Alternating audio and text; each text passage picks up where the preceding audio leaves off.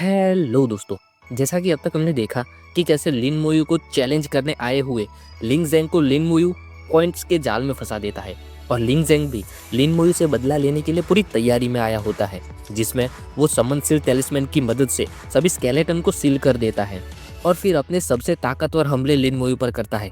लेकिन उसकी खराब किस्मत कि उसने गलत इंसान से पंगा ले लिया, क्योंकि लिन मोयू के स्केलेटन आर्मर से लिन मोयू को तो कुछ नहीं होता, लेकिन सोल फ्लेम जब उसे थोड़ी सी पप्पी देती है तो उसका पूरा बदन जलने लगता है और उस जलने की जलन में उसकी लिन मोयू की और जो जलन थी वो खौफ में बदल जाती है और वो हार मान लेता है। जिसके बाद आती है पॉइंट्स देने की बारी, जिसमें उसे लगता था कि एक नए लड़के के पास आखिरकार कितने पॉइंट्स हो भी सकते हैं, लेकिन जब 3,58,000 पॉइंट्स सुनता है तो उसे भरोसा नहीं होता और अनाउंसर की ओर थोड़े ऊंचे आवाज में सवाल करने लगता है। कहता है, ऐसा बिल्कुल नहीं हो सकता, उसे एकेडमी में आए हुए अभी कितना टाइम हुआ ही है, तो उसके पास इतने पॉइंट्स कैसे हो सकते हैं? पक्का कोई मिस्टेक ही होनी चाहिए। ये सुनकर अनाउंसर बिल्कुल साइलेंटली एंग्री मोड में आ जाता है और लिंग ज़ेन को आंखें दिखाकर पूछता है, लिंग ज़ेन, क्या तुम्हारा कहना ये है कि मैं झूठ बोल रहा हूँ?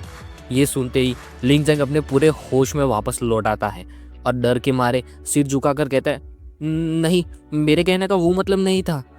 तो अनाउंसर अपना एंग्री मोड ऑफ करके कहते हैं, स्टूडेंट लिंग ज़ेन, प्लीज अपने पॉइंट्स दे दो।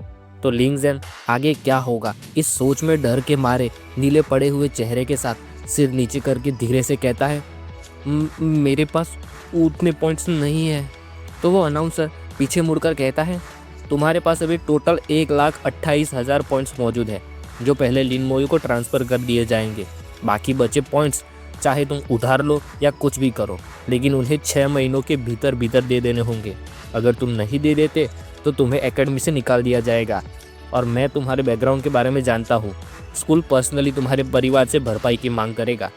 इतना कहकर अनाउंसर चले जाते हैं और फिर लिन मोयू भी उसके पास से होकर जाने लगता है। तो लिंग ज़ेन एक भयानक सपने की तरह अपनी आंखें बड़ी बड़ी खोलकर सिर नीचे किए देखता रहता है, क्योंकि उसके अब तक किए गए सभी टास्क, सभी डंजन और सारी मेहनत से कमाए हुए सारे पॉइंट्स बस एक ही बारी में चले जा रहे हैं और लिन मोयू को नोटिफिकेशन भी आती है कि उसके खाते में 1,28,000 पॉइंट्स प्राप्त हुए।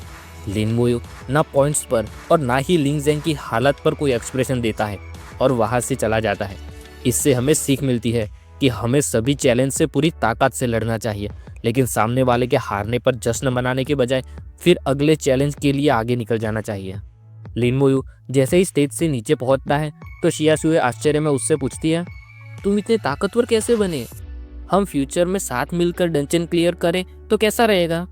तो लिन मोयू बिना किसी एक्सप्रेशन के कहता है, ठीक है। तभी लिन मोयू को एक वीडियो कॉल आता है जिसमें गॉड बाय कहते हैं, तैयार हो जाओ, हम 1 घंटे में निकलेंगे।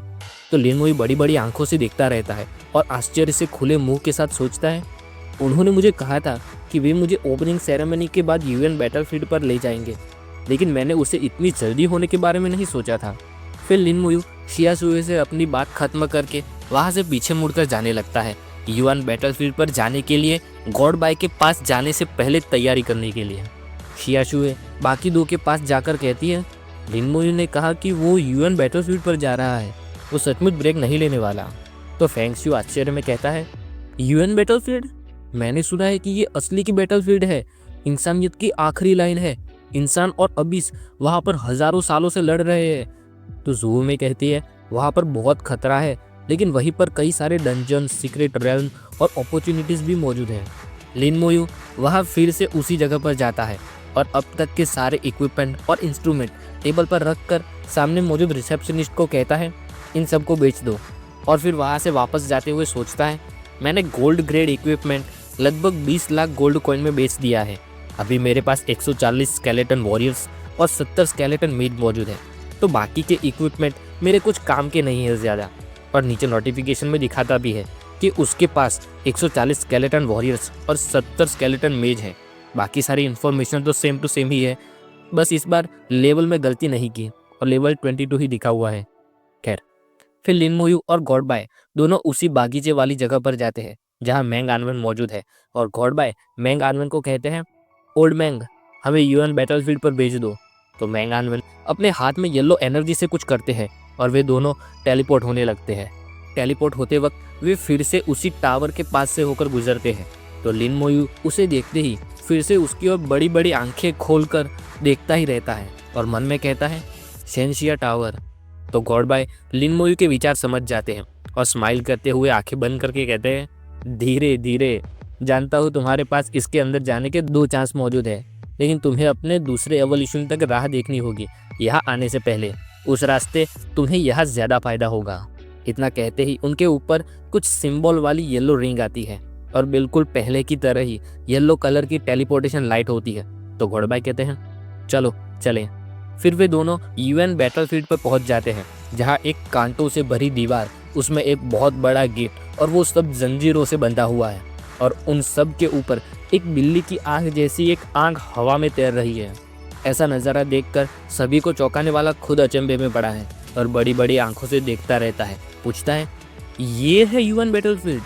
फिर तुरंत उसके दिमाग में एंट्रेंस एग्जाम के आखिरी पड़ाव का वक्त याद आता है, जब अबिस डीमन ने वहाँ घुसपैठ कर ली थी। उसे याद करके लिन मोयू अपने मन में कहता है बिल्कुल वैसा ही ऑरा यहाँ भी मौजूद है, लेकिन यह ज़्यादा ताकतवर है। फिर गॉड बाय उस गेट की ओर जाते हुए लिन मोयू को कहते हैं वो जो चीज़ तुम हवा में देख रहे हो उसे डीमन वॉचर कहते हैं। ये स्पेशली अब इसका ध्यान रखने के लिए इस्तेमाल की जाती है, ताकि किसी मॉन्स्टर को छुपकर अंदर घुसपैठ करने से रोक सके। वहाँ पर रास्ते में कई सारे गार्ड खड़े हैं। वे घोड़बाई को जब आता हुआ देखते हैं तो वे उनके नहीं बल्कि उनके सीने पर लगा गोल्ड और पर्पल कलर का 5 स्टार वाला बैज देखते हैं और तुरंत ही अपने कंधे पर लटकी तलवार अपने मुंह के आगे लेकर सावधान की पोजीशन में खड़े हो जाते हैं, बिल्कुल जैसे किसी राजा या सेनापति के आने पर सिपाही करते हैं वैसे। लिन मोयू ये देखकर घोड़बाई की ओर नज़र करता है और मन में कहता है तो ये है मिस्टर बाय का स्टेटस। तो घोड़बाई आंखें बंद करके स्माइल करते हुए कहते हैं मैं जानता हूँ तुम अभी क्या सोच रहे हो। फिर अपने बैज की ओर उंगली करके कहते हैं वे तुम्हारी पहचान के बारे में कोई परवाह नहीं करते, जब तक तुम्हारे पास ये हो मैं कुछ ही समय में एक तुम्हें भी दिला दूंगा। फिर वे दोनों सर्जेंट बैज प्रोसेसिंग ऑफिस पर जाते हैं, जहाँ एक बैज बनाने वाला अपने कंप्यूटर में कुछ काम किए जा रहा है। वहाँ लिन मोयू पीछे खड़ा रहता है और घोड़बाई डेस्क के आगे आते हैं और उस आदमी को स्ट्रेट फेस के साथ सिर कसकर नीचे की ओर कहते हैं मेरे साथी के लिए एक सर्जन बेड बनाओ। तो वो कर्मचारी अपनी ही धुन में बिना कुछ देखे या जाने गुस्से में खराब चेहरे के साथ जवाब देने लगता है। कहता है कौन पागल कमीना मुझे डिस्टर्ब कर रहा है। लेकिन जैसे ही ऊपर की ओर देखता है तो उसकी नज़रें घोड़बाई से पहले तो उनके चमचमाते पर्पल गोल्डन 5 स्टार बैज पर पड़ती है। ये देखते ही डर के मारे उसका पसीना छूट जाता है। तुरंत खड़ा हो जाता है और नीचे झुककर नमस्ते करता हुआ कहता है हेलो जनरल। सामने घोड़बाई कुछ रिप्लाई नहीं करते। फिर लिन मोयू आगे आकर डेस्क पर अपना ग्रीन कार्ड रखता है और तभी पीछे घोड़बाई कहते हैं तुरंत करो हम जल्दी में हैं। तो वो डरता डरता स्माइल करके कहता है जी हाँ मैं बस अभी कर देता हूँ। वो कर्मचारी चुपचाप खड़े लिन मोयू की ओर देखता है और मन में कहता है वो तो 5 स्टार डिवाइन जनरल है। ये जवान लड़का कौन है उनके साथ, जिसका सर्जन बेड बनाने का कहने के लिए डिवाइन जनरल पर्सनली खुद आए हैं। वो कर्मचारी एक गोल्डन सफ़ेद बैज बना के देता है और स्माइल करता हुआ वहीं पर खड़ा रहता है, लेकिन उसकी ओर कोई ध्यान नहीं देता। लिन मोयू अपना बैज देख रहा है और घोड़बाई लिन मोयू को कहते हैं ये सर्जेंट बैज है, इसे लगा कर रखना और अपने पर्पल स्टोरेज स्पेस में मत रख देना। जब तुम लड़ाई करोगे तब ये गिनती करेगा कि तुमने कितने अबिसल मॉन्स्टर्स मारे हैं। वाइट सबसे कम प्राइवेट कहलाता है, उसके बाद ब्लैक सर्जेंट, फिर सिल्वर आता है जो कैप्टन कहलाता है, गोल्ड वाला मेजर कहलाता है और सबसे आखिर में पर्पल जनरल का कहलाता है। उसके ऊपर मौजूद स्टार्स उस रैंक में पाई गई तुम्हारी मिलिट्री की उपलब्धियां दिखाती है। मिलिट्री में जितनी ज़्यादा उपलब्धियां होगी उतने ज़्यादा स्टार्स होंगे। इसमें 10 स्टार प्रमोशन सिस्टम है, यानी अगर तुम 10 स्टार से आगे बढ़ जाते हो तो तुम अगले रैंक में प्रमोशन पाओगे। मेरे रैंक के बारे में बात करूँ तो पूरे शेनशिया एम्पायर में सिर्फ 10 लोग हैं जिनके पास 5 स्टार डिवाइन जनरल का बैज है। ये सब सुनकर लिन मोयू अपनी टी शर्ट पर बैज लगाने लगता है और वे दोनों कहीं जाने लगते हैं। तो घोड़बाई जाते जाते पीछे देखकर कहते हैं चलो चलते हैं, अभी एक और जगह है जहां हमें जाना है। इतना कहकर घोड़बाई लिन मोयू को हीरोज के हॉल में ले जाते हैं, जहां बीच में एक कवच और तलवार वाली पुरानी मूर्ति है और पूरे हॉल में छोटे छोटे गोल्डन कलर की कुछ चीज़ें हवा में तैर रही है, जिसे देखकर लिन मोयू चौंक जाता है और घोड़बाई सीरियस लुक में सिर कसकर कहते हैं ये वो जगह है जहाँ हम हमारे पूर्वजों की पूजा करते हैं। इसे हीरोज का हॉल कहते हैं। उन गोल्डन चीज़ों के बीच में कुछ रेड कलर का क्रिस्टल जैसा मौजूद है और उसमें से रेड एनर्जी भी निकल रही है, जिसे देखकर गॉडबाय कहते हैं वे सभी लड़ाई के मैदान पर हीरो की तरह लड़ते लड़ते शहीद हुए हैं। फिर वह हॉल में कहते हैं मरने के बाद भी मैं ऊपर वापस नहीं जाऊंगा और अपनी आत्मा की शक्ति से शेंशिया एम्पायर को प्रोटेक्ट करता रहूंगा। मरने के बाद भी मैं ऊपर वापस नहीं जाऊंगा और अपनी आत्मा की शक्ति से शेंशिया एम्पायर को प्रोटेक्ट करता रहूंगा।